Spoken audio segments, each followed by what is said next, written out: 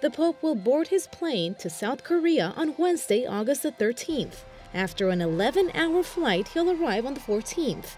He's planning on meeting with the country's president and the local government in Seoul, and there he will give his first speech in English. On Friday the 15th, he'll celebrate Mass in the World Cup Stadium of Daejeon. Later that day, he'll address thousands of youths in the sanctuary of Seoul.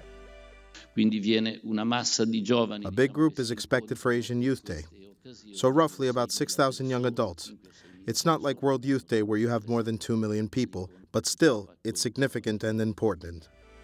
And on the 16th, the Pope will visit a center that helps people with disabilities. And to highlight that every life has value, he's planning on meeting with a man who's moved forward despite his disabilities.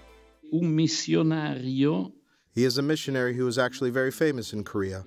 He doesn't have arms or legs, so he is severely handicapped.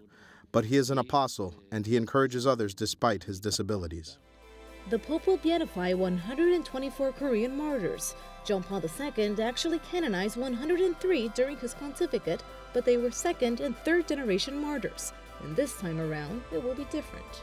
While the first generation of martyrs were remembered, their life and martyrdom weren't really investigated at that point. So up until now, their cause for canonization and all the documentation that goes with it had not been looked into.